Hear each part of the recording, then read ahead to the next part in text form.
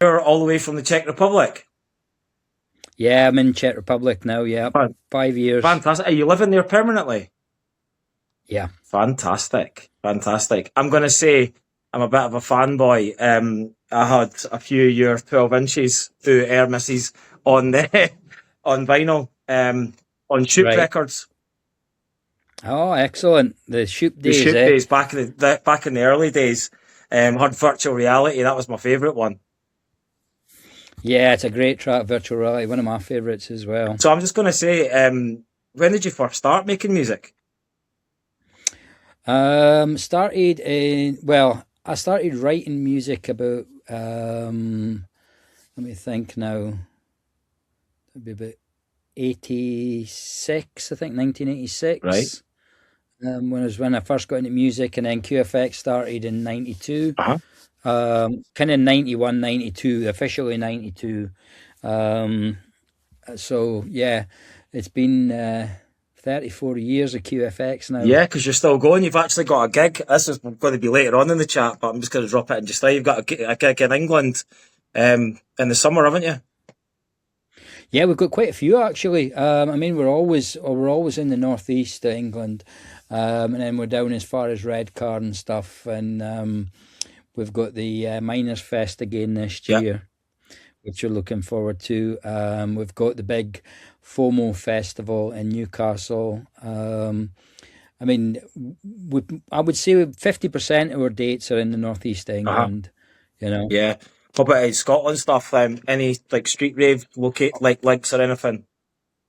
Yeah, I mean, we do pretty much most of the big stuff in Scotland. We do the stuff for colours and stuff like that. So the SW3s, and we do stereo funk and rockcore, and quite a few festivals up in Scotland. Fantastic. I'm definitely going to try and check you out this year later on.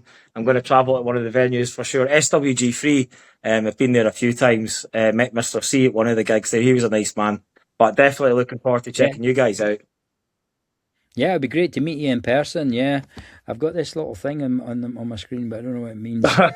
See, to be honest, Oh, it's gone now. I've had technical trouble. Got Ryan from the radio trying to get me. I'm 50 next year, so I'm like, I've got to get like young people to set me up with technology. Well, it was funny because I couldn't get on to I couldn't get on because I didn't have Chrome. Ah, See, I usually use Chrome. I just use Safari yeah, in it.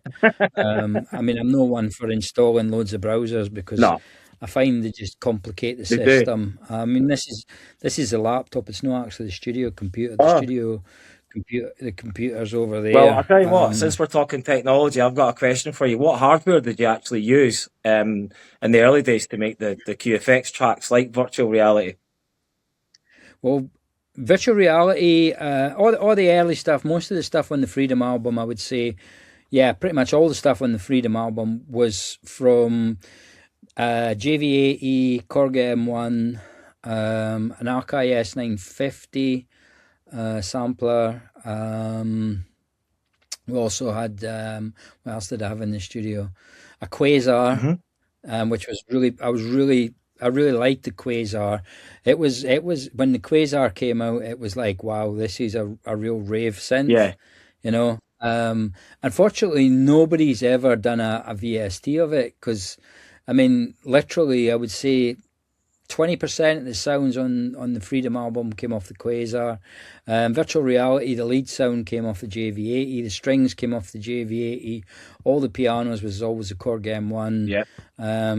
Some of the pads with the Korg M1, and pretty much I've got all the old sounds bar the stuff that was on the Quasar. Because I've got plugins for all the Right. things that I used to have, like the M1 and the JV80.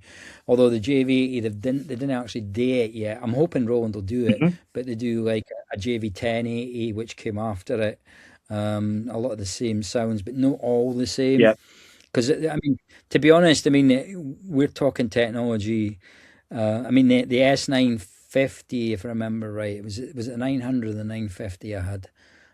So Freedom, the Yeah. song, the reason that Freedom the song only had the lyrics that it had, So it was basically one verse and one chorus, was because I only had so much sample time in the Yeah, S950. makes sense. So this was, yeah, this was before stems and Yeah, everything, and I mean I did it round about, I think it was a similar time. That's when we got the Atari, the Atari which allowed us to have recording within it, yeah, and then obviously PCs came along. And but I mean I've always literally I did one album on a PC, and it cost me dearly really. because the PC just broke down, and I lost a whole album I was writing for Sony Oh, Music, no way. and it, and it just absolutely killed What a me. nightmare. Um, What's so what was I going to say? I moved on to Yeah, what I was going to say is, what is your favourite actual QFX tune that you've written? It doesn't um, need to be Freedom. It doesn't need to be the big one. It can be anything. to be honest, I mean, I pretty much like all the stuff on the Freedom Yeah, album, and the Alien Child album that came after it. I mean, obviously, Freedom's always got a big place in my heart because it was written for the people of the northeast of yeah, England, and it was written for the clubbers who were getting suppressed when it comes to dance yeah, music and government cracking down on it. So, it was written for the people of the northeast of England. But in general, it was for everybody. I mean, it just so happened that when I was writing it, that's what I had in my yeah. mind. And so, yeah, I mean, yeah, it's definitely. I mean, to be honest, I think some of the new stuff that I'm Hmm. writing is probably the best stuff I've ever written. Right. Uh, Is that I mean, the new still album. under the QFX name? Yeah. Yeah, yeah, yeah. The new album is coming out in December. Hopefully December. I've got 19 songs finished in the demo stage. I've got one to finish writing, so that'll be the 20 songs for the album. Fantastic. Because I like to put loads of stuff in an album. I didn't just like to give 10 No, songs. I like to give value value. I for mean, money. back yeah, back in the day, we struggled to actually get more than 20 songs on an album because you had a maximum. I think it was like 60 Yeah. minutes on a CD. And on a vinyl was Right. even less. The vinyl was like 45 minutes or 44 Yeah. minutes. So, it was very difficult to do it. Now, with everything being on the digital platforms, and, we're still trying to decide what the best format is to give to people because, to be honest, we hate Yeah. Spotify. I think everyone does, to be Because honest. yeah, they just anybody that's into real music hates Spotify because they're just a bunch of Yeah. clowns that have ruined. They've absolutely ruined the music industry for the average working person that wants to make music for a Yeah. living. Uh, but saying that, it's devil's advocate. I mean, we still do millions of streams a month on Yeah. Spotify. And we have a really good following. But I mean, to be honest, I had the policy last year no releasing any music on Spotify. Yeah. I just released it on Apple and other platforms. What about Tidal? What do you think Probably about Tidal? Have you? I love Tidal. Yeah, I love Tidal music because it's got spatial audio on Yeah. it. It's one of the places because obviously I'm mixing spatial audio now. Yeah. I have 16 speakers, so when I'm mixing it, I actually mix in stereo, mix on Wow. 16 speakers. That's Yeah, cool. so it's a bit different. It's a bit different. I mean, to be honest, Dolby Atmos has revolutionized how we hear music now. Yeah. And I mean, you have to. I mean, to hear it properly, you have to be in a studio like this where you've got the 16 speakers set up and calibrated correctly. Yeah.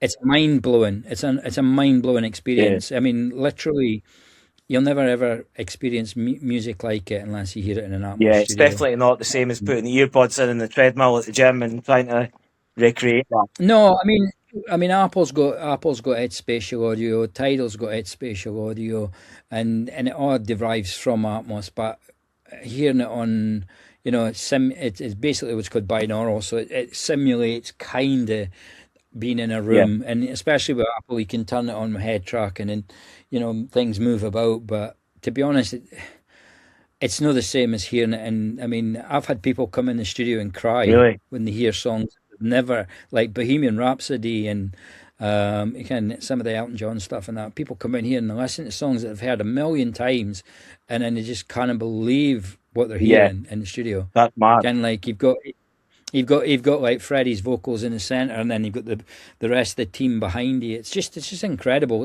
I experience, definitely Atmos, and definitely need to experience that at some point. Like oh, yeah, it will eventually filter down. I mean, it's now getting to the point where price point where, most studios will be able to afford it in 3 or 4 yeah. years in the basic 714 format. I mean, when you start mixing, and I mean, to be honest, I'd have probably gave up writing music 5 years ago if I hadn't came on to Atmos and came on to making music that Yeah. way, because it's mind blowing. It's just absolutely mind blowing, and to be able to not be constrained by sticking the music into two speakers is I mean, the amount of work you have to do, especially with my music, because my music is quite complex and it has many Yeah. layers, and I mean, I can see myself well up on 60, 70 tracks of Wow, music when I'm writing a that's a song. lot. And yeah, so it's a lot, and trying to fit that into stereo just, Doesn't work. you know, and to be honest, I've actually pared back an awful lot now. I mean, probably now the new album, I'm probably only on about 40 or 50 Right. tracks, but it's little things like things moving about above you. And I mean, I didn't spend a long time, but I mean, just the last hour I've been spending moving a one sound off this record, and it starts up in front of you and it goes down and across behind you and it goes back up and then down and back forward, and Brilliant. it just gives you this whole kind of new Like an feeling, kind of. experience. An experience rather Yeah, it's than like an experience. I mean, and most of the records, dance music, you can is actually getting made into that format. I mean, I was funny. I was speaking to Billy oh Gillies yeah, no, yeah, no he is, yeah. last year, and I was saying to him how amazing his track was in Atmos, and he's like, I've never heard it. Really? Obviously, because he gave them the masters, or they did the masters of the music, and the stems went away, and somebody mixed it into Atmos, and he never got the Oh, experience of actually hearing his own song in Atmos. And to be honest, it's an amazing song in stereo, but when you hear it in Atmos, it's incredible. what do you think You about know, modern dance music? That was going to be one of the things I was going to ask you. Like, how do you think it's going? I think modern dance music. You know what? Dance music it goes round and Cycled. round. It goes in cycles. I mean, I think since disco, I think music's always kind of went round and round and just kind of reformatted. I mean, dance music especially. Dance music, you know, literally in a 10-year cycle, you can get music back to how it was Yeah, almost. And the only thing that changed really is the kick drum and maybe the bass. yeah, yeah, I mean, literally, I mean, they call it this style and they call it that style, but I mean, electronic dance music in my day was, Depeche yeah, Mode and stuff like yeah, that, definitely. and anything that Vince Clarke wrote or Erasure wrote was and poppy dance, and I was into the founders of the kind of electronic music, kind of Depeche Mode and OMD Yeah, and Giorgio all Moroder these and kind of people like guys. that. Yeah. I mean, literally, these guys were just inspirational, and even people like Howard Jones, and um, there was just such a lot of great music made in the '80s and in Yeah, bedrooms, and I mean, the best stuff obviously was moved into big yeah, studios, and it was done. I mean, I think when Stock Aitken and Waterman came along with the PWL stuff, they kind of turned it into a factory. But I mean, it wasn't just shite they were turning out. They were actually turning out great records that sounded absolutely mind blowing. I yeah. mean, you can put any Stock Aitken and Waterman record on a good set of monitors now, and it still sounds Sounds amazing. crisp. You know, Yeah, it's not that it sounds dated either. It's because it's just what they were using was the very best equipment at the time. And whereas guys like me were writing music in my bedroom, had never had a day in a recording studio in my life, and literally had to learn to engineer, had to learn to produce, and I mean, I would say my biggest disappointment with the Freedom album was sonically it wasn't as good as it could be. right. You know, I mean, sonically the bottom end wasn't there, and it was far too toppy. But that was just I was mixing on NS10 monitors at the time, and wasn't a great system to mix on. But as you get older, you listen back, and I mean, I can feel the love for what I'd Yeah. created, but I just wish I could. I wish I had the tools I did now, and that brings me to like I'm working on 5 albums at the minute, 4 for QFX, Gosh. and and that's to happen over the next 2 years. One of them's an album called Freedom Right. Reloaded, which is basically the original album, and the only difference is I've using So modern it's mastered, production. mastered differently. Yeah, it's no No. mastering. It's actually instead of having that shitty little kick drum that I'd sampled somewhere, I've actually got a real kick Ah, drum there that's got bottom in it again, and just take no trying to actually not trying to actually change the record, just basically make it sound how it should have in the first that's place good that you can go back sonically. and do that, though, to be honest.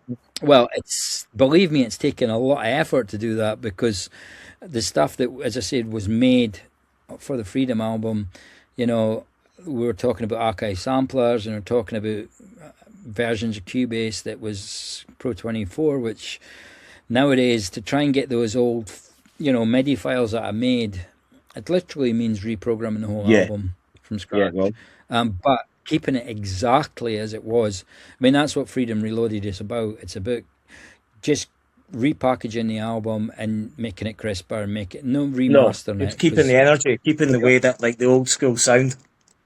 it's just basically just going to be the same album, but with no mastering production, but actual just reimagining it with new sound, modern Yeah. sounds.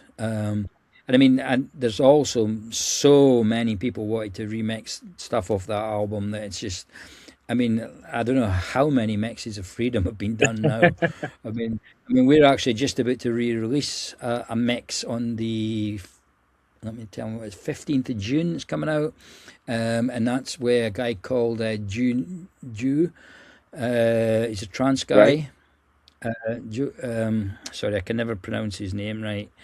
The mix is absolutely fantastic. It's a trance mix of Freedom. It's one of the best ones I've heard. I really I'll be like it. looking out for that So one. That's 3 days before I yeah, fly to Mallorca, so that's going to be my holiday tune. yeah, 15th 15th of 15th June. of June that one comes out. Um, and it's an absolutely fabulous track. The guy did a really good job of taking it. I mean, the vocals aren't the same as the originals. It isn't meant to be the same as the original. It's meant to be a trance mix of it, and he did a really good job of it. I mastered it and did the Atmos mix of it, but to be honest, it's all really down to his style. Nice one. He's a really nice guy from Cumbria, Oh, and yeah. yeah, really really good producer. He's really doing big things at the minute. I really like what he comes up So with. speaking So speaking about reimagining tunes, you reimagined. Well, you did a mix of Moby's "Every Time You Touch Me." yeah, that I was our like first I like that one. UK top 40 for us was that track because Freedom came out first and it missed the 40 by one place. Oh, It went to 41, no way. and then the Every Time You Touch Me came out and it went straight number 22. We did Top of the Pops with that one, and then after that we released Freedom 2, which came out and made the 40 again. It was quite high. It was like 21 or 22. How did it come about Um, to actually, get the rights to do that? Like, did you have to contact like Moby's? well, I've never had a penny off of that record, No way. believe it or No not. way. So, I don't nothing to do with Moby. It just the record company. Basically, what happened was Moby did a remix competition for his track "Every Time You Touch Me," Right. and it gave away all the parts, and everybody was entering it. So I did a mix just for the sake of mixing it, and I sent it off to them, and never got anywhere. So I just took what was there that I'd produced for that record. I changed the chords a bit, changed the melody a bit, and changed some of the lyrics a bit, and got my singer to sing it. And as I say, once it was re-sung, it did really well. It just came out and it just smashed the Yeah. charts. It actually charted higher than Moby's version. Really? That's Uh, fantastic. yeah. Yeah, I don't even know if his version made the 40. No. Um, I think it might have been 38 or something, but we smashed it, and we were really happy with it. But obviously, behind every hit, there's a wreck. That's what they say, and we never received a penny of it. We tried to negotiate with the record label to say, look, it is I mean, I wasn't no saying it wasn't his, because it is Yeah. his record. I mean, it just that I had done quite a bit of difference to the music and melody on it, and a little bit of lyrics. I was kind of hoping they would give me a token of Yeah. the song, but they still own it, and I'm really still happy that, you know, it's part of our history. It's one of our top 40s. I think we've had 9 UK top 40s now. Brilliant, brilliant. Um, I've got probably a couple of questions left. I just want to ask, who is your favourite DJ, like, of all time? DJs are a funny thing for me because I mean, there's absolutely loads of DJs. I mean, I think I was probably my biggest fan of Avicii, to be Avicii. honest. Yeah, definitely. I mean, yeah, I thought he took DJing to a different level because he produced his own records and made his own Yeah, records, and you know, I think for me that was where I saw. I mean, you got to remember it's quite hard coming up through the '90s, and you're a band, whether it be QFX or whether it be another band in that era, making music in studios, and then 10 years later, nobody saw the fact that DJs were gonna be the ones that dominate. dominate. Yeah, Can And I mean, and to be honest, there's very few DJs that I could, probably a handful, that actually probably write their own stuff and produce their own yeah, stuff. Those guys are probably the biggest ones. yeah. Um, Armin van Buren and people like that. You know, most of these DJs that are here and then gone um, have ghostwriters Ah, right. and just Yeah, take all the yeah, credit for it. You know, whereas a lot of them do. There is a lot of them that are, you know, they're actually talented guys, and yeah. you know, good on them. I mean, at the end of the day, if I'd seen it coming, I'd have learned to DJ 30 years ago. But for me, I still keep QFX as a PA. Well, you've got one You know, I better. mean, You're actually making your own tunes, so that's one step up than playing somebody else's. Do you know what I mean? well, this is it.